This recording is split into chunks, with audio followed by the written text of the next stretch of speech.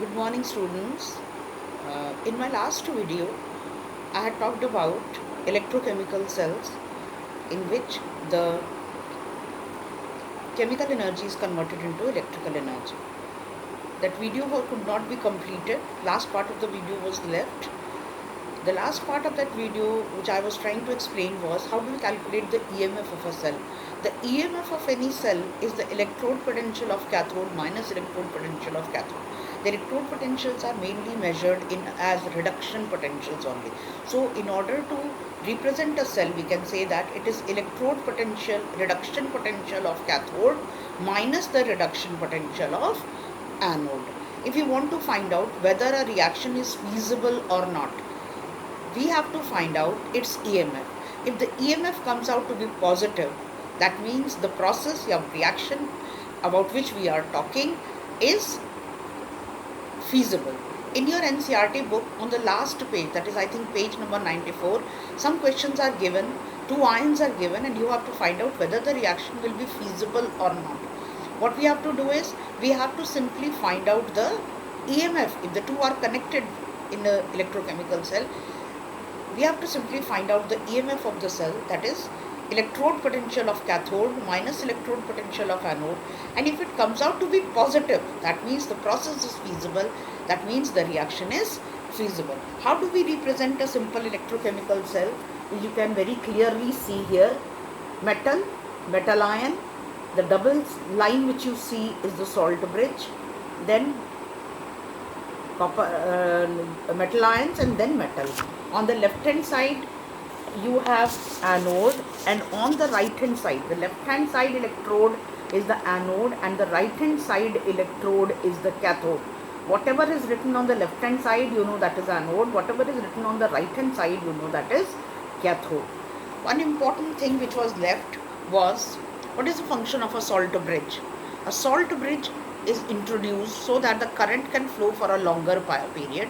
The salt bridge mainly contains potassium chloride, potassium sulfate, KNO3, etc., along with a little agar. A hollow tube is taken and a paste of these is made and it is filled inside. So what is the main function of salt bridge? Number one, it maintains a direct contact between the anodic half cell and the cathodic half cell. Number two, it maintains electrical neutrality so that the reaction can proceed till a longer time. Now, what do we mean with the word electrode potential? Electrode potential is the potential which develops when a metal is kept into is the solution of its own ions. The potential difference which develops between the metal and the solution of its own ions is known as electrode potential. If the metal is getting oxidized, it will be called oxidation potential. If the metal is getting reduced, it will be called reduction potential. For example, in a simple galvanic cell which we had already talked about, since zinc is being oxidized, so that will be zinc potential will be oxidation and the potential for copper will be reduction potential. If you very clearly can see, I'll click a pic of this and then I will post. How do we represent the cell? Everything is given. How do we represent? I give you 2 minutes to go through it. Just 2 minutes to go through it, what we are doing. Okay, I think then I'll click the pic and then I will send it to you. Okay. Next important thing which we have to study is how do we, what do you mean by a simple electrochemical cell? We have done that electrochemical cell. What do you mean by electrochemical series?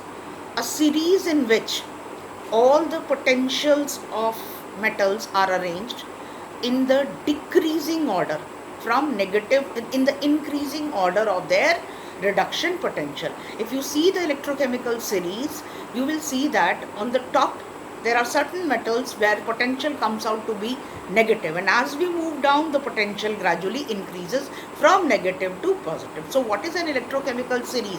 Any series in which the electrode potentials, that is reduction potentials, are arranged in the increasing order of their reduction potentials is known as an electrochemical series.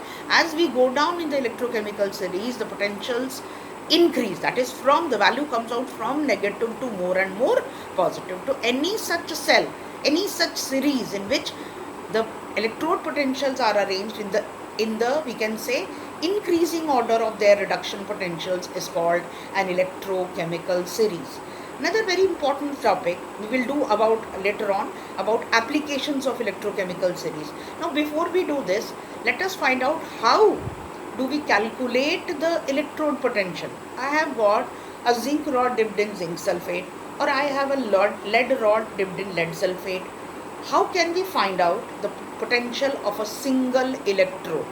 The potential of a single electrode is found out by connecting it with a reference electrode, and the reference electrode is nothing but normal hydrogen electrode. Again, we have studied that in class 11. Normal hydrogen electrode is also called as standard hydrogen electrode. In the normal hydrogen electrode, we have a platinum wire. At the bottom there is a platinum foil coated with platinum black. Hydrogen gas is bubbled at 1 bar pressure or 1 atmospheric pressure through this assembly, and this entire solution is taken in a solution of hydrochloric acid whose molarity is 1m. When all this is taken, this hydrogen can act as a cathode also, it can act as anode also.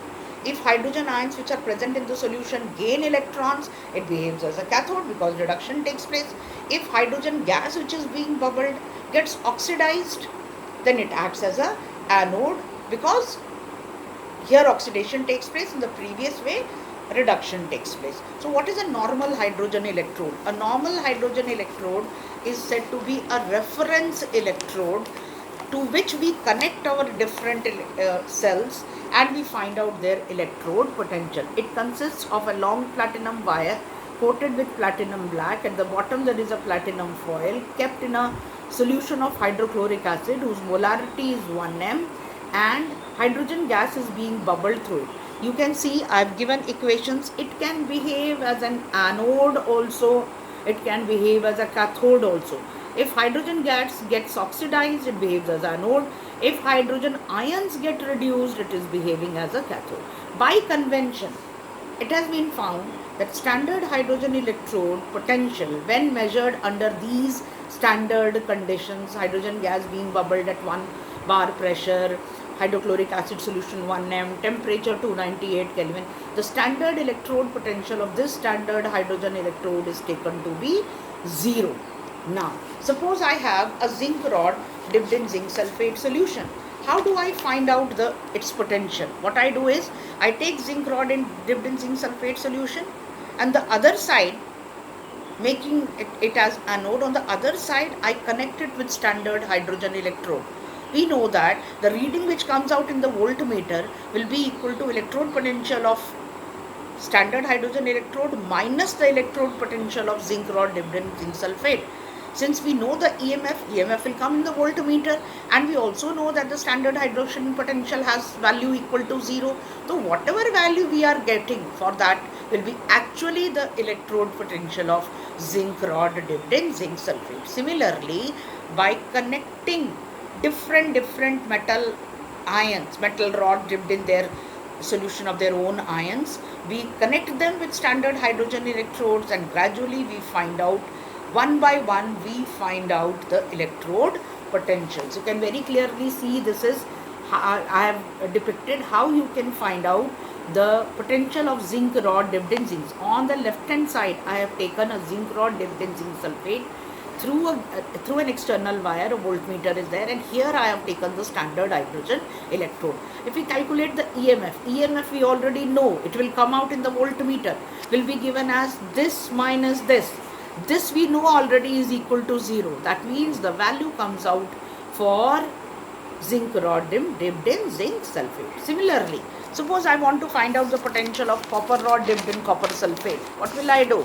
I will connect the two together, copper rod dipped in copper sulfate, and find out the electrode potential gradually.